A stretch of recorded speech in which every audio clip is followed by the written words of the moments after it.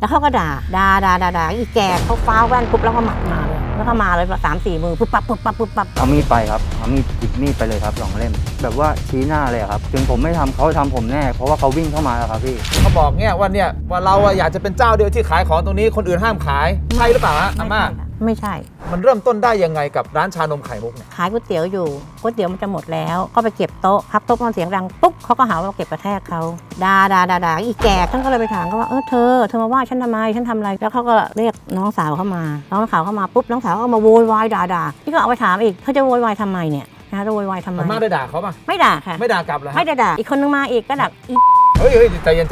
ก็ด่าแบบหมายถึงดอกไม้อะไรอย่างงี้ใช่ไหมฮะท้องแล้วไม่เอาไม่พูดไม่หนูก็ย้อนเขาว่าเธออยากแก่ตามฉันก็แล้วกันแล้วตอนหลังก็เถียงไปเถียงกันมาเขาก็เป็นผู้หญิงออกทอมคนแรกที่ทะเลาะกับเขาฟ้าแว่นปุ๊บแล้วก็มาเลย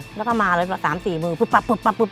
คุณได้หยิบมีดไปไหมเพราะในนี้เขาบอกว่าคุณเนี่ยเอามีดไปขู่แล้วจะไปแทงเขาใช่หรือเปล่าเอามีดไปครับเอามีดจิบมีดไปเลยครับ2 เล่มเอามีดไปทำไมตั้งใจจะไปทำอะไรเขาปกป้องอาม่าครับเพื่อให้อาม่าโดนน้อยที่สุดอะพี่แบบว่าชี้หน้าเลยครับโอเคเขาก็ถอยล่าไปขู่อะพี่ครับขู่เฉยๆครับโอเคเพื่อให้มันเบาๆกันลงไม่ครับพอหลังจากเหตุการณ์นี้เสร็จปุ๊บพาม่าไปที่โรงพักทางฝั่งนู้นเขาแจ้งเสร็จแล้วเข้าไปโรงพักก่อนแล้วตำรวจก็มาตามพอตามไปเท่านั้นน่ะทางนี้ถูกรุมตีเลยเขาค่อยโผล่มาหน้าวัดทีละคนแรกโผล่มาคนที่2โผล่มาคนที่3นี่วิ่งเข้ามาเลยครับคือมาไม่ดีแน่ผมปาเก้าอี้ใส่เลยทีนี้เขาก็กรูกันมาเลยคุณเอาโต๊ะทุ่มเขาก่อนมั้ยใช่ครับถึงผมไม่ทำเขาทำผมแน่เพราะว่าเขาวิ่งเข้ามาแล้วครับพี่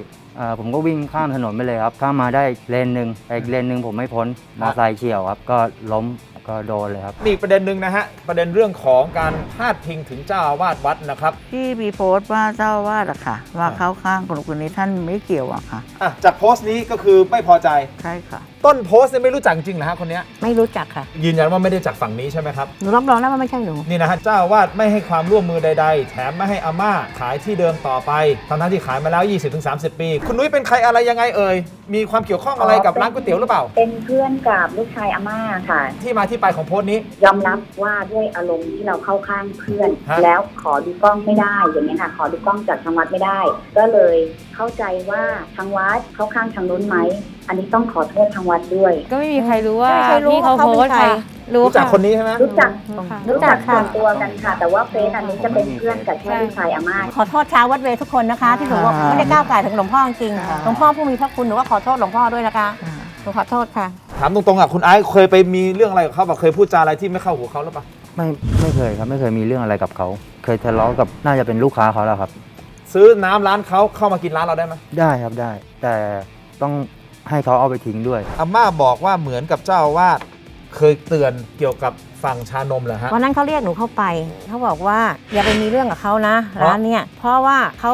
เป็นนักเลงหลวงพ่อพูดเองค่ะเป็นนักเลงแล้วเขารวยด้วยแล้วหนูเลิกขายแล้วหนูไม่ขายแล้วตอนเดี๋ยวก่อนนะคุณขายมา30 ปีคุณจะเลิกขายแล้วเหรอไม่เลิกค่ะเพราะว่าหนูไม่กล้าอยู่ค่ะตรงนั้นหนูบอกตรงหนูกลัวผู้อิทธิพลเขามีอิทธิพลเพราะหลานหนูโดนอย่างนี้หนูไม่กล้าอยู่หนูกลัวตรงหนูกลัวถ้าไม่อยู่ตรงนี้เนี่ยขาดรายได้ไปเยอะไหม